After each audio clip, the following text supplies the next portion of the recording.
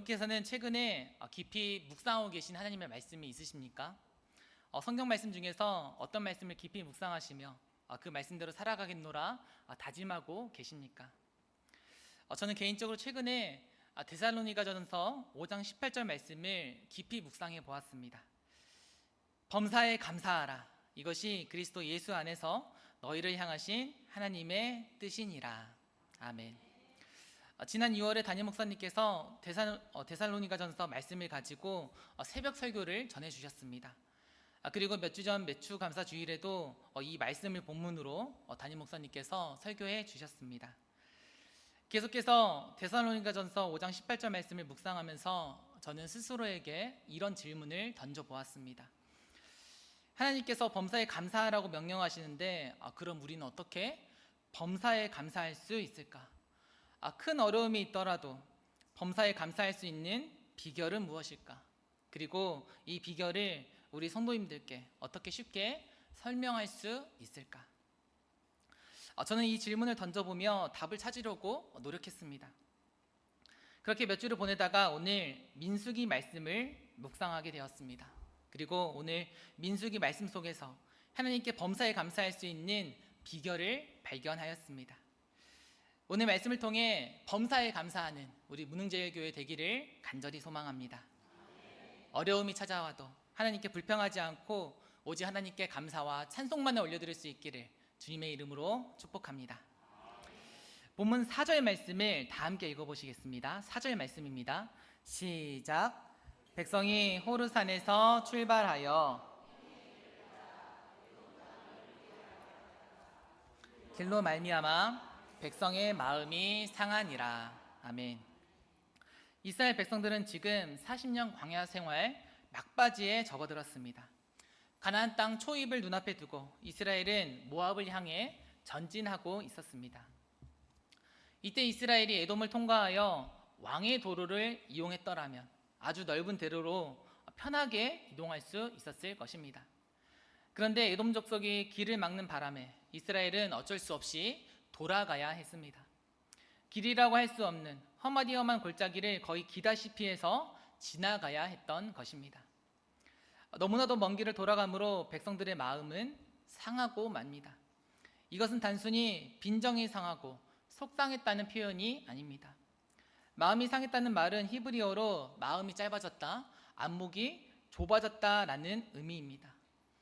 그러니까 이스라엘은 가나안 정복이라는 최종의 꿈을 잊어버린 채 눈앞에 보이는 고통으로 말미암아 근시안이 되어버렸습니다.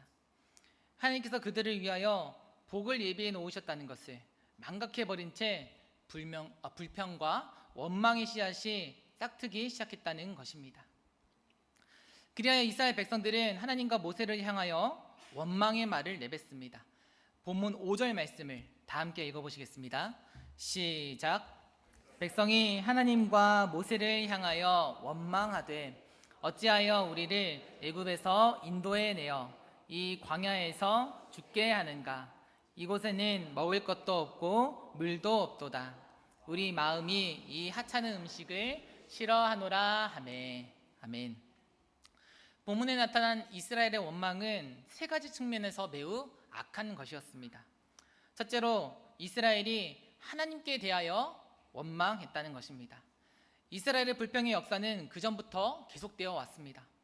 지금까지 이스라엘은 모세와 아론에게, 그러니까 이스라엘의 영적 지도자들에게 불평의 화살을 쏘아댔습니다. 그런데 오늘 본문에 와서는 구체적으로 하나님을 지목하며 불평하기 시작합니다. 사실 하나님께서 세우신 영적 지도자들을 향해 원망한 것도 하나님께 대하여 원망하는 것입니다. 모세와 아론에게 불만을 토로한 것은 곧 그들을 세우신 하나님의 결정을 무시하고 하나님의 다스림을 거부하는 행동이기 때문입니다. 여기서 더 나아가 오늘 본문에 와서는 하나님을 확실하게 지목하며 원망합니다. 이는 지금 이스라엘 앞에 나타난 어려움의 원인이 직접적으로 하나님께 있으며 이 문제의 책임도 하나님께 있음을 아주 노골적으로 드러내는 것입니다. 둘째로 이스라엘이 하나님의 은혜를 우습게 생각했기에 그들의 원망은 매우 악한 것이었습니다. 이스라엘은 험난한 여정으로 말미암아 원망했습니다. 또한 그들은 음식 때문에 하나님을 원망했습니다. 본문 5절 말씀을 제가 다시 읽어보겠습니다. 백성이 하나님과 모세를 향하여 원망하되 어찌하여 우리를 애굽에서 인도해 내어 이 광야에서 죽게 하는가?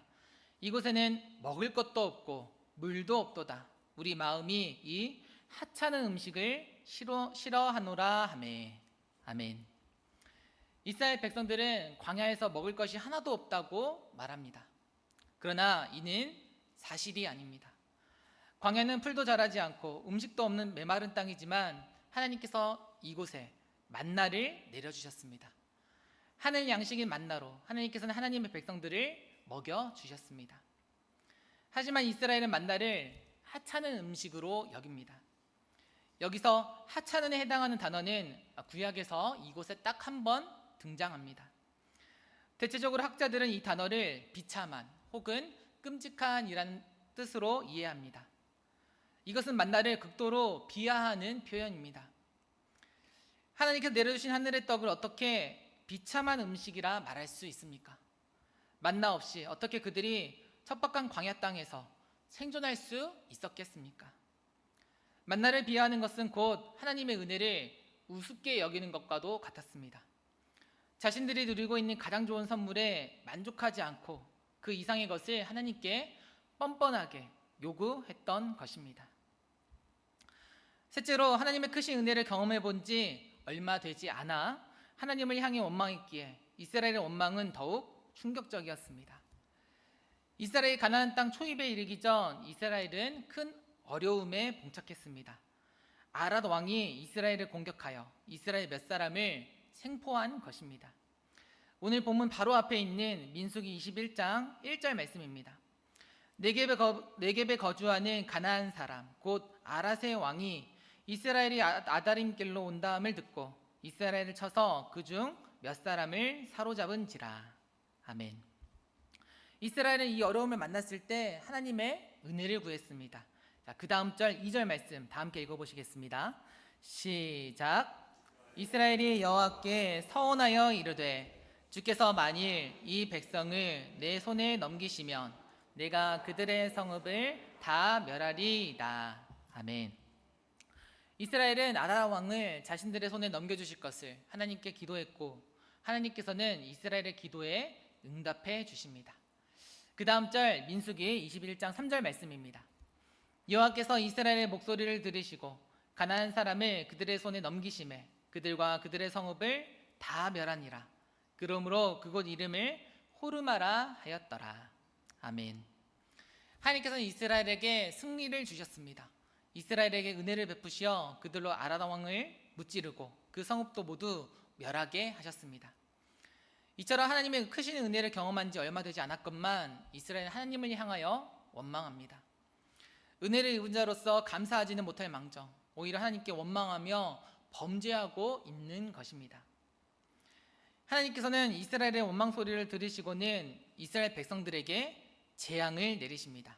본문 6절 말씀입니다.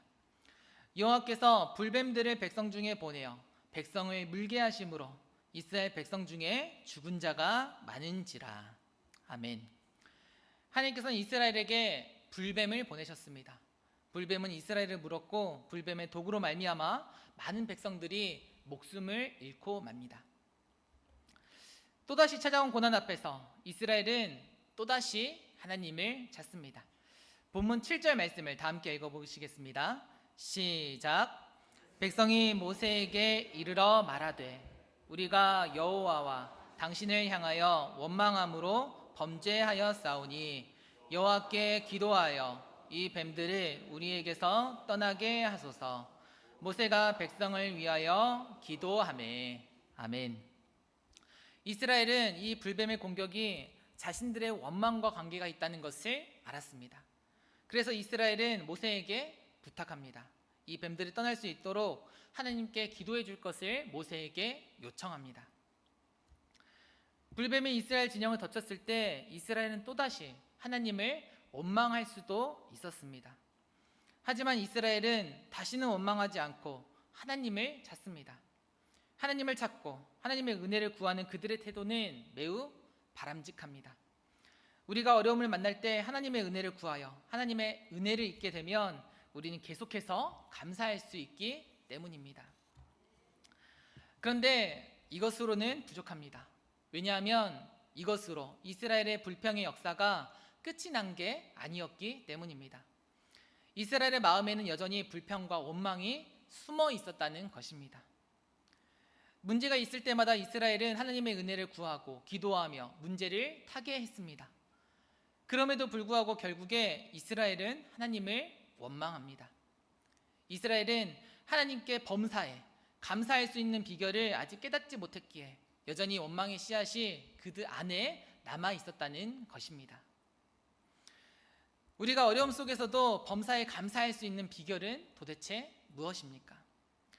우리가 이 비결을 배우기 위해서는 오늘 본문 속 불뱀의 정체를 파악해야 합니다. 여러분은 본문에 등장하는 불뱀이 무엇인지 관심을 가져보신 적이 있으십니까? 본문에 등장하는 불뱀이란 과연 무엇입니까? 불뱀이란 불을 내뿜는 상상 속의 동물을 말하는 것입니까?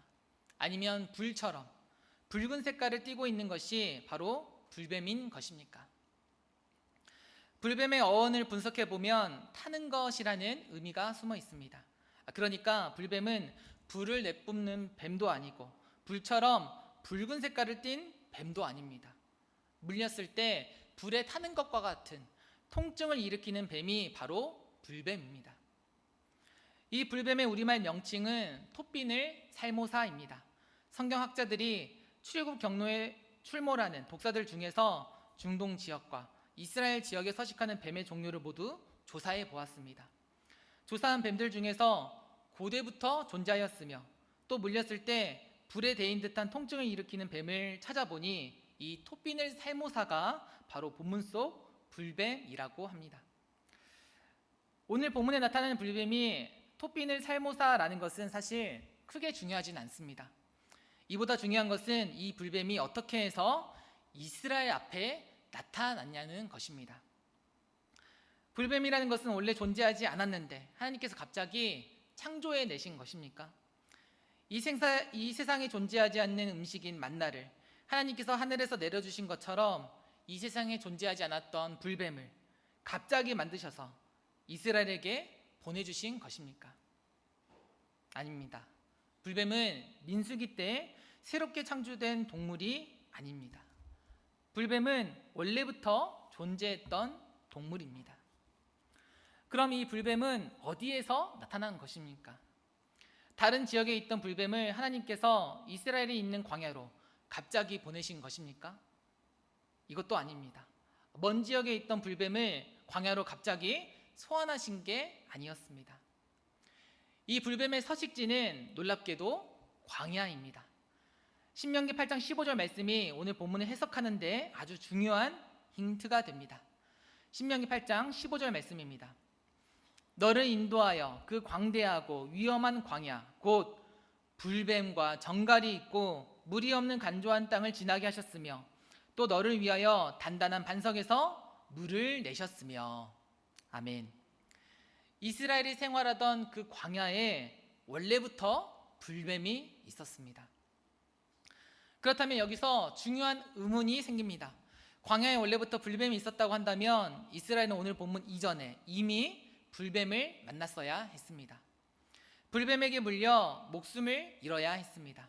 그런데 불뱀이 광야 지천에 널려 있는데도 불구하고 이스라엘이 본문 이전에 불뱀에 물렸다는 기록이 없습니다. 도대체 이스라엘은 어떻게 해서 광대하고 위험한 땅, 곧 불뱀이 잔뜩 있는 그 광야에서 불뱀에게 물리지 않고 생존할 수 있었던 것입니까? 사랑하는 여러분, 이스라엘이 지금까지 불뱀에 물리지 않았던 것은 모두 다 하나님의 은혜 덕분이었습니다. 하나님께서 이스라엘 백성들이 불뱀으로부터 해를 당하지 않도록 지금까지 지켜주셨습니다. 광야에 널린 게 불뱀이었습니다. 따라서 광야에서 불뱀에 물리는 것이 정상입니다. 그런데 하나님께서 이스라엘을 지금까지 지켜주셔서 40년이라는 생활 동안 불뱀에게 물리지 않고 생명을 보존할 수 있게 하신 것입니다. 그러므로 이스라엘은 자신들을 지금까지 지켜주신 하나님의 은혜를 떠올려야 했습니다. 이 은혜를 떠올리면 이스라엘은 범사에 감사할 수 있었습니다. 하지만 하나님의 은혜가 없었다면 지금의 이스라엘은 존재할 수 없었기 때문입니다. 하나님의 은혜가 없었다면 이스라엘은 광야의 지천에 널려있는 불뱀에 의해 그 전에 이미 죽어야 했습니다. 하나님께서 지금까지 지켜주지 않으셨다면 이스라엘은 가나안 초입 구경도 못했습니다. 하나님께서 지금까지 지켜주지 않으셨다면 이스라엘은 아랍 족속과의 전쟁에서 패배하여 멸망해야 했습니다. 하나님께서 지금까지 지켜주지 않으셨다면 이스라엘은 먹을 음식이 없어 광야에서 진작 굶어 죽어야 했습니다. 하나님께서 지금까지 지켜주지 않으셨다면 이스라엘은 애당초 출애굽하는 것도 불가능했습니다. 40년 전에 애굽에 계속 남아서 평생을 바로의 노예로 살아야만 했던 것입니다. 하나님께서 매 순간 지키시고 도와주셨기에 지금의 이스라엘이 존재했습니다. 그런데 어떻게 하나님께 원망할 수 있습니까? 지금 먹을 것이 없다고, 마실 물이 없다고, 불뱀에게 물리고 있다고 어찌 원망할 수 있습니까? 하나님의 은혜가 없었다면 진작에 죽을 인생들이었습니다. 지금까지 지켜주신 것을 생각한다면 원망할 수 없습니다. 오히려 지금까지 지켜주신 하나님의 은혜를 떠올리며 부족한 부분은 회개하고 하나님께 감사하며 나아가야 하는 것입니다. 사랑하는 여러분, 지금까지 지내온 것 모두 다 하나님의 은혜였음을 믿으시기 바랍니다. 오늘 설교전 찬양이었던 찬송가 301장의 가사입니다. 지금까지 지내온 것 주의 크신 은혜라, 한이 없는 주의 사랑 어찌 이루 말하라. 성경민 목사님께서 작사 작곡하신 감사라는 찬양의 가사입니다. 주님 감사해요. 주님 감사해요. 내가 여기까지 온 것도 은혜입니다. 그리고 사무엘상 7장 12절 말씀입니다. 사무엘이 돌을 취하여 미스바와 센 사이에 세워 이르되 여호와께서 여기까지 우리를 도우셨다 하고 그 이름을 에베네셀이라 하니라. 아멘. 본문 속 불뱀 사건을 비유하면 다음과 같습니다. 광야에서 불뱀에게 물리지 않는 것은 한여름 숲속에서 야영을 했는데 모기에게 물리지 않는 것과도 같습니다. 한여름에 계곡이 있는 숲속에서 야영을 한다고 생각해 보십시오. 한여름 숲속에 모기가 얼마나 많겠습니까? 게다가 옆에 계곡도 있고 고인물도 있습니다. 그 고인물에 모기 유충이 얼마나 많이 있겠습니까? 거기에다 숲속에서 반바지만 입고 있다고 생각해 보십시오. 그리고 텐트에서 자는 것도 아니고 돗자리 하나 없이 그대로 풀밭에 누운다고 생각해 보십시오. 이런 환경에서 하루도 아니고 40일을 잤는데 모기에 한 번도 물리지 않는다고 한다면 그건 이상한 겁니다. 만일 모기에 물리지 않았다고 한다면 그것은 하나님의 은혜 덕분이었다고 밖에는 설명되지 않는 것입니다. 광야 지천에 널린 게 불뱀입니다.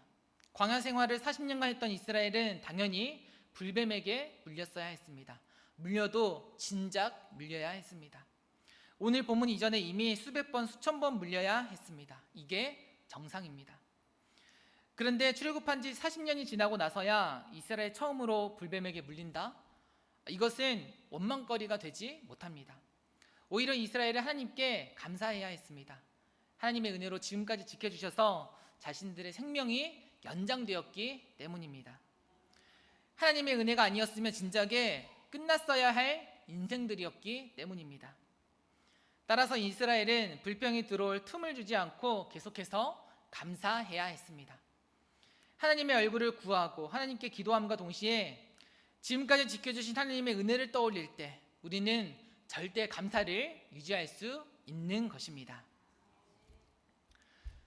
숲속에 널린 게 모기입니다. 광야에 널린 게 불뱀입니다. 그리고 이 세상에 널려 있는 게 마귀입니다. 예수님께서는 십자가에서 못 박혀 죽으심으로 마귀의 머리를 짓밟으셨습니다. 성도로 하여금 예수님을 믿음으로 천국에 이를 수 있는 길을 활짝 열어놓으셨습니다. 그렇지만 마귀가 이 세상에서 완전히 사라진 것은 아닙니다. 마귀는 여전히 이 세상에서 활개를 치고 있습니다. 이 세상의 지천에 널려 있는 이 마귀는 두루 다니며 삼킬 자를 찾고 있습니다. 베드로전서 5장 8절 말씀입니다. 근신하라 깨어라 너희 대적 마귀가 우는 사자같이 두루 다니며 삼킬 자를 찾나니. 아멘. 마귀는 두루 다니며 공격할 대상을 찾고 있습니다. 마귀는 성도의 육체를 병들게 합니다. 성도의 마음을 침울하게 만듭니다.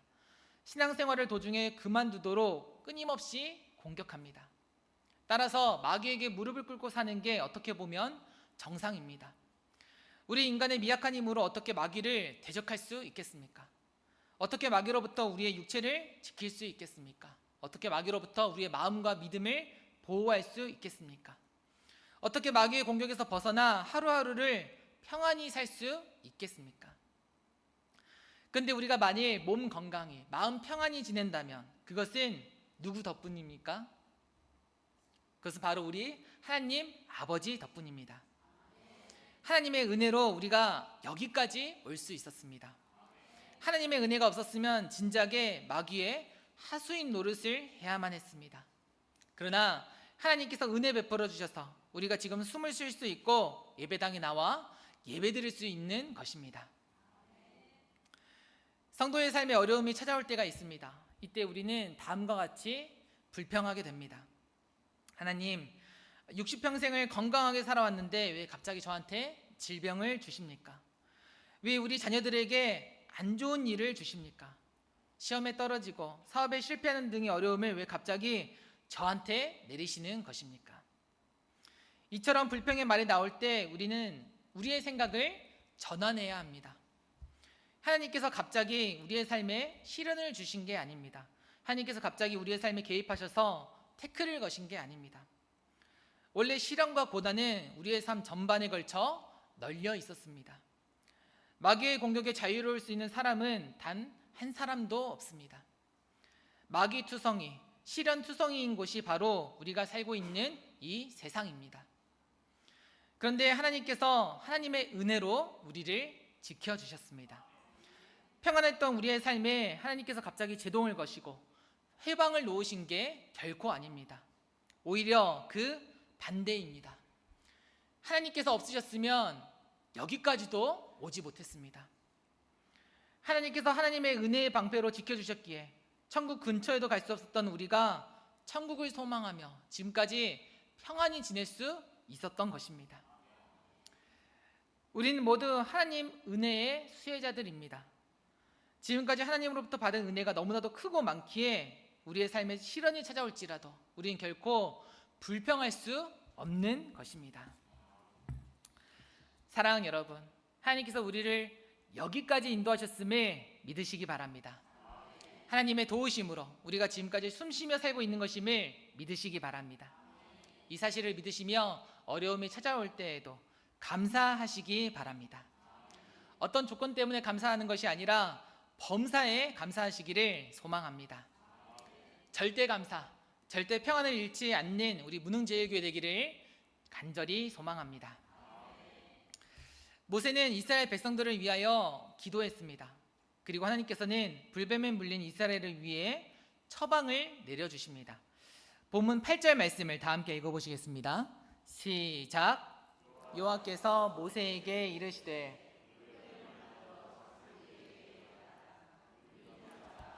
그것을 보면 살리라. 아멘. 여기서 불뱀이란 문맥을 보았을 때 그 다음 절 9절에서 언급하고 있는 놋뱀을 가리킵니다. 즉 하나님께서는 불뱀에 물린 백성들이 살려면 놋뱀을 만들어 장대 위에 매달아야 한다고 말씀하십니다. 십계명의 내용을 잘 알고 계신 분들이라면 이 부분에서 의구심이 생기실 수도 있습니다. 여러분, 십계명의 두 번째 계명이 무엇입니까? 둘째 계명은 우상을 만들지 말고 형상도 만들지 말며 그것들에게 절하지 말고 그것들을 섬기지 말라입니다. 그런데 하나님께서는 지금 십계명에 위배되는 말씀을 하십니다. 놋뱀이라는 형상을 만들라고 모세에게 명령하십니다. 심지어 그 형상이 아름다운 피조물도 아니고 뱀입니다. 위로 하늘에 있는 것이나 아래로 땅에 있는 것이나 어떤 형상도 만들면 안 되지만 특별히 부정적인 이미지가 강한 뱀을 굳이 왜 만들어야 하나 이해가 되지 않습니다. 하나님께서는 우상을 만들어 경배하라는 의미에서 본문 속 노뱀을 만들라 말씀하지 않으셨습니다. 십계명의 두 번째 계명은 사실 앞에 조건이 하나 붙어 있습니다. 그것은 너를 위하여 우상을 만들지 말라라는 것입니다. 출애굽기 20장 4절 말씀입니다. 너를 위하여 새기는 우상을 만들지 말고 또 위로 하늘에 있는 것이나 아래로 땅에 있는 것이나 땅 아래 물속에 있는 것에 어떤 형상도 만들지 말며. 아멘. 너를 위하여 곧 인간의 욕심으로 어떤 우상이나 형상을 만드는 것은 죄에 해당됩니다. 하지만 하나님을 위하여 하나님의 명령하에 어떤 형상을 만드는 것은 십계명에 위배되지 않습니다. 여기에는 하나님께서 전하고자 하시는 특별한 뜻이 있기 때문입니다. 하나님께서 언약궤 위에 그룹을 만들라 명령하신 것을 그 예로 들 수 있습니다. 하나님께서는 하늘에 있는 영적인 존재도 만들지 말라고 하셨기에 원래는 천사나 그룹의 형상도 만들어서는 안 됩니다. 그러나 하나님께서는 하나님의 뜻을 전하시고자 예외적으로 그룹을 만들라 명령하십니다. 이 언약궤 위 그룹을 통해 하나님의 임재와 하나님의 거룩하심과 예수 그리스도의 속죄 사역을 나타내시고자 하나님께서는 그룹을 만들라 명령하신 것입니다. 장대에 달린 노뱀도 마찬가지입니다. 하나님께서는 우상 숭배를 위함이 아닌 어떠한 메시지를 전달하시기 위하여 노뱀을 만들라고 명령하십니다. 그렇다면 하나님께서는 장대에 달린 노뱀을 통하여 어떠한 메시지를 전달하고자 하신 것입니까? 메시지를 전달하는 도구로서 왜 굳이 장대여야만 하고 왜 굳이 노뱀이어야만 했던 것입니까? 장대에는 죄를 짓고 저주를 받은 자가 달려야 합니다. 신명기 21장 23절 말씀입니다. 그 시체를 나무 위에 밤새도록 두지 말고 그 날에 장사하여 내 하나님 여호와께서 내게 기업으로 주시는 땅을 더럽히지 말라. 나무에 달린 자는 하나님께 저주를 받았음이라. 아멘. 죄를 지은 자가 나무 곧 장대에 매달립니다. 이스라엘이 하나님께 불평하고 원망했기에 원래는 이스라엘이 장대에 매달려야 합니다. 그런데 이스라엘이 매달려야 하는 그 장대에 노뱀이 매달립니다. 이스라엘은 장대에 매달린 그 노뱀을 바라봅니다. 노뱀은 이스라엘의 죄악의 결과입니다. 그들은 노뱀을 바라보며 자신들의 죄악을 떠올립니다. 이처럼 죄를 지은 자신들이지만 하나님께서 용서하여 주실 것을 믿으며 노뱀을 바라봅니다. 그러자 불뱀에게 물린 자가 모두 다 살아나는 기적이 일어납니다. 본문 9절 말씀을 다 함께 읽어보시겠습니다. 시작. 모세가 노뱀을 만들어 장대 위에 다니 뱀에게 물린 자가 노뱀을 쳐다본즉 모두 살더라. 아멘. 우리 예수님께서는 자신도 노뱀과 같이 들려야 한다고 말씀하셨습니다.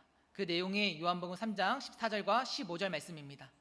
모세가 광야에서 뱀을 든 것 같이 인자도 들려야 하리니 이는 그를 믿는 자마다 영생을 얻게 하려 하심이니라. 아멘.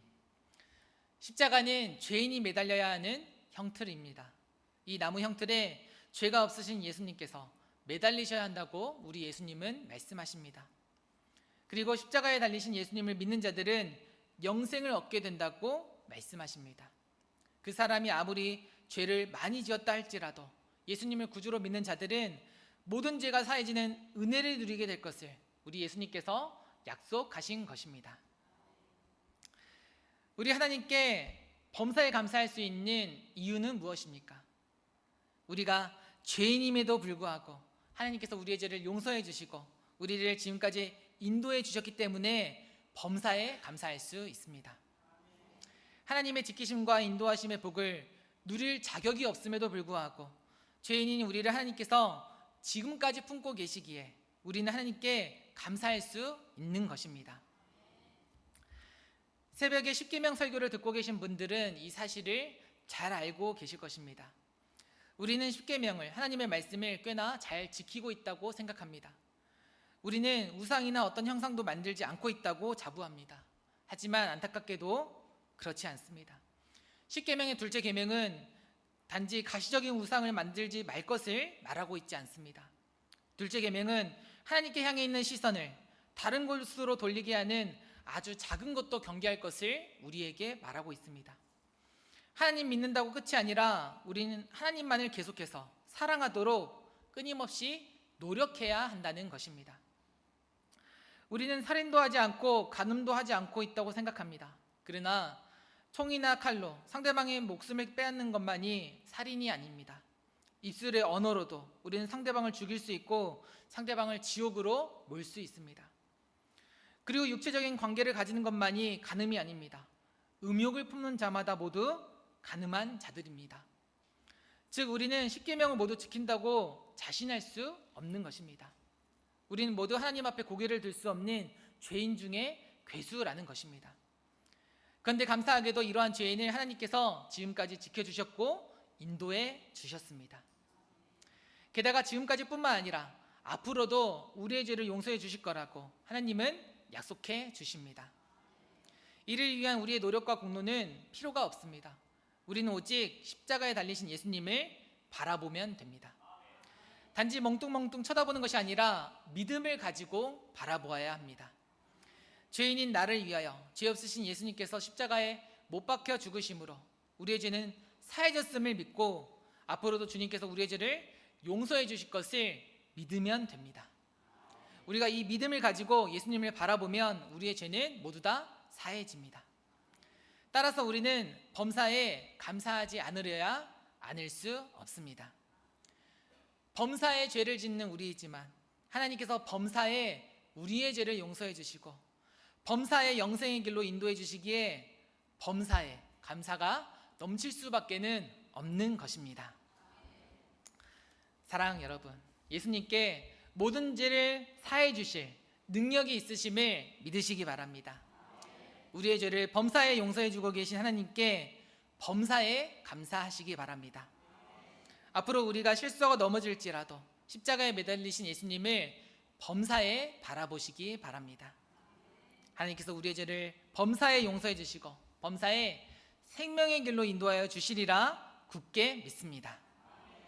항상 기뻐하고 쉬지 말고 기도하며 범사에 감사하는 우리 문흥제일교회 식구들이 되기를 주님의 이름으로 축복합니다.